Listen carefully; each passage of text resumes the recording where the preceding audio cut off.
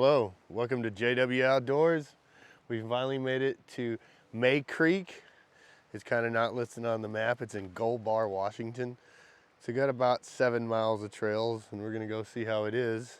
The only reason we're not going any further into the Cascades is it is blizzard conditions and we're not trying to add to the load of the rescuers.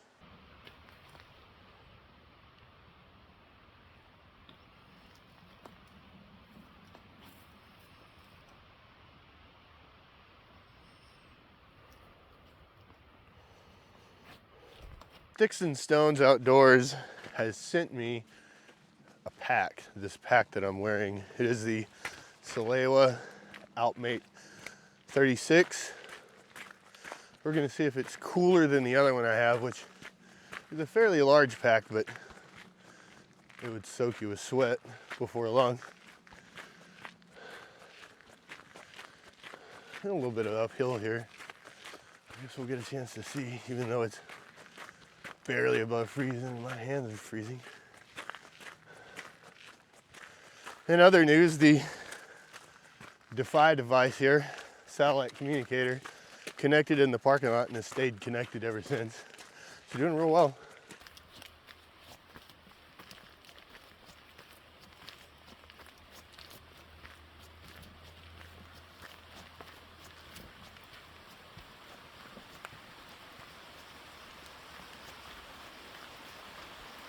It looks like this area was once logged, but is no longer, and it's going back. This is at least what I've read. It's mostly maybe an off-road area. It looks like motorized vehicles are prohibited, so hikers and horses and mountain bikes only. There are a lot of trail parks in Snohomish County. This is one of many.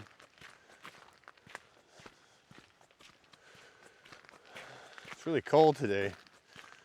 It's only down nearly freezing. I think it's 32. It's supposed to start falling down into the single digits, which is really cold for here with snow moving in.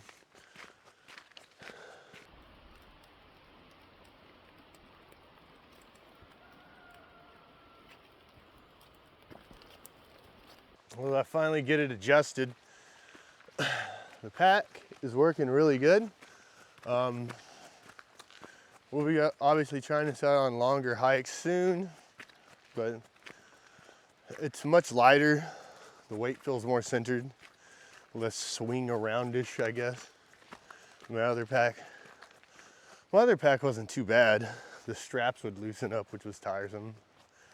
But yeah, Salewa makes great stuff. They make the boots, they make these packs. Apparently they make jackets. I'll be curious to try one of those out soon.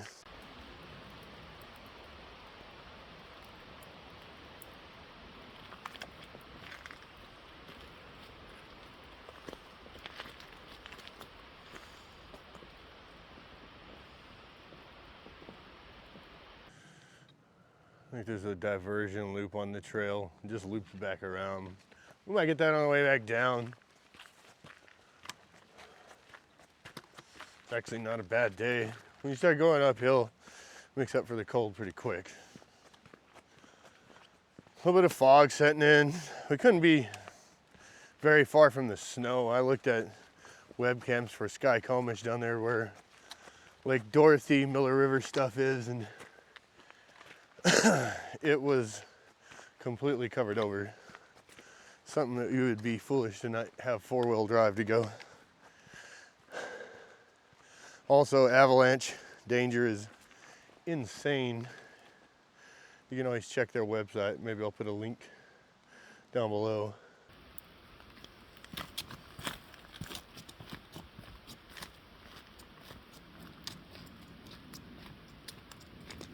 Looks like this is where the half-mile loop joins back up over here. Looks like something for on the way out. Trail's been exquisitely maintained. When you come in, it looks abandoned almost, like nobody's ever been here. I'm sure on nice days it's really full. This is more of a park. There's houses nearby. The only thing that I would say was a little off-putting about the place was the broken glass right underneath my driver's door. Hopefully we don't have a repeat performance of that, but I'll never leave anything in my car. It's pretty obvious, and it's not an old car, but it's not the nicest car that's ever been parked there for sure.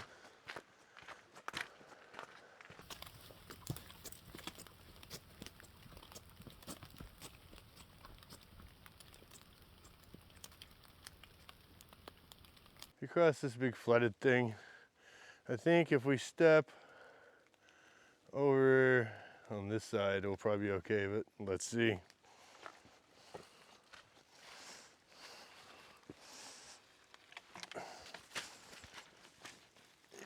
Yeah, we got it. Almost midway, and I'm gonna get an update on the backpack. This viewpoint is up about, I don't know, 1,000 feet, so there has been a little bit of climbing that has gone down, and it started to get warm for a second, but it's cooled off. Like I was saying before, I'd have had to stop 2 or 3 times by now with the other pack. Let it cool off, the big heat pocket, the small of my back dispersed, but not this one. I'm really impressed.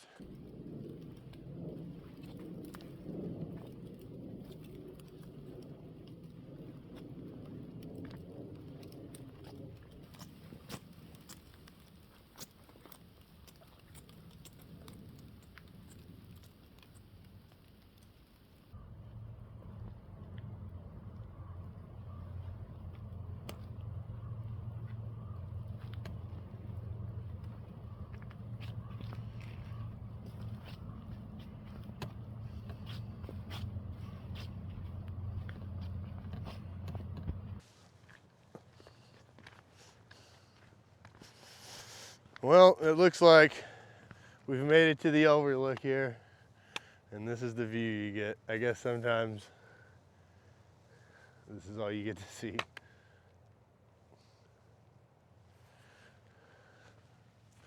Still pretty though. Well, I'm gonna take off the pack, have a snack. Hopefully that's not too loud. Eat the snack and then head back to the car. Should be only be a mile or 2, honestly. Normally back here you'd see the Skykomish Valley, but obviously not on a stormy day like today with the snow rolling in. I wish we had obviously had a chance to take a look at some of the snow. And maybe I can sneak down Highway 2 and get a few shots before we have to head back. But yeah, even though that's not much of a view, it is in its own way still very beautiful. Starting to see some snowflakes mixing in, so I'm gonna get the pack on. I'm gonna actually close the top of it, unlike I had halfway here after I can't remember, I'd got something out of the bag, but I left it open and I noticed it when I set it down, so half of those shots are gonna have that in there. How great. But I'm gonna get that on, head down the rest of the loop and back to the car. Even though the snow's coming in, it's not cold or anything. It just kind of adds to the ambiance. Well, I'm starting to see a little bit bigger and bigger flakes fall. Starting to wonder if it might eventually become a challenge for my car, but I'm sure we'll get out of here before that point. But there's one last look over the overlook before we zoom around that loop and get back to the car.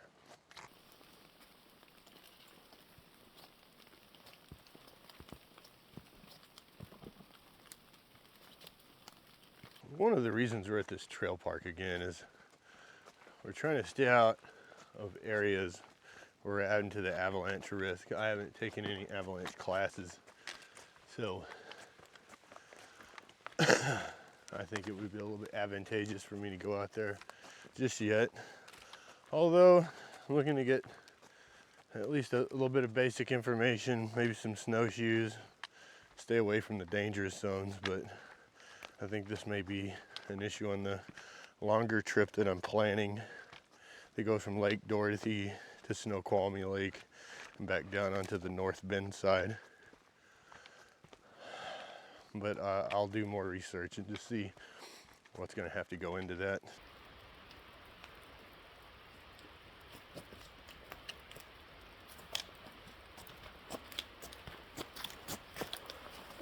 when planning any trip, or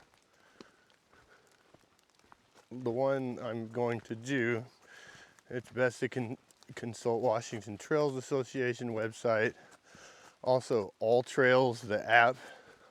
I use Gaia, or Gaia, however it's said. It's a paid app. Also, like my weather forecasting app, Windy. When I got it, I believe it was $30 a year. It may have gone up since then. You don't need these items. Other people use Strava. I've heard they're trying to improve the hiking support for that one, but I use that for my bicycling, and it will destroy your battery quicker than Gaia will. But all these resources are available. Also, the avalanche website, I'll post a link to it where it posts the avalanche danger. And also, you don't want to get your car stuck out there. This is one of the main reasons I'm held back. Also, thinking about at least picking up a set of snow chains. But until that point, I don't think I'm going to be heading out into anything extreme. Well, here's this guy again, and I'll bring you along as we try and slog through here and not soak my Salewa. And we got through there. The next running water, though, I think I'm going to grab some water out of.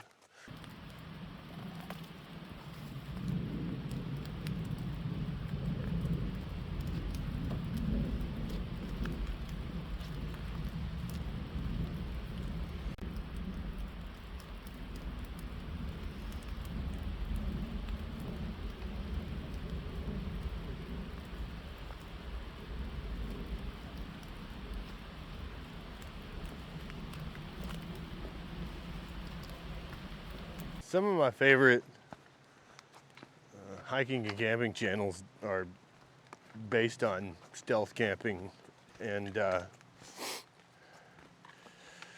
basically if everybody did stealth camping, then it would mess up everything. It's kind of like leave no trace.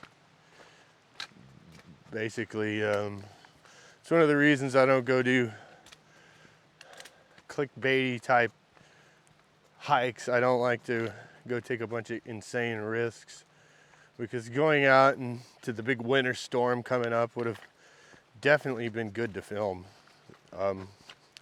Doing dangerous stuff obviously seems to get the clicks, but if everybody did that, if everybody did stealth camping, if people just made fires wherever they wanted, if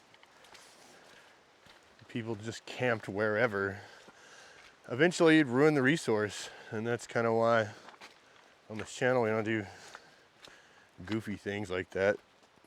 But we will be adding some longer hikes, multi-day stuff, just more approachable stuff like we've been doing.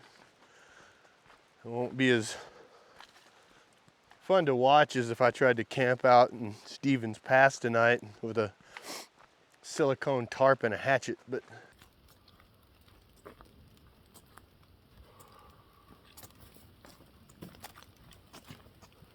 well, as we get back to the trailhead here, it's been a nice trail. May Creek is easy. There's not a lot of obstacles, and other than the water, is smooth enough to run.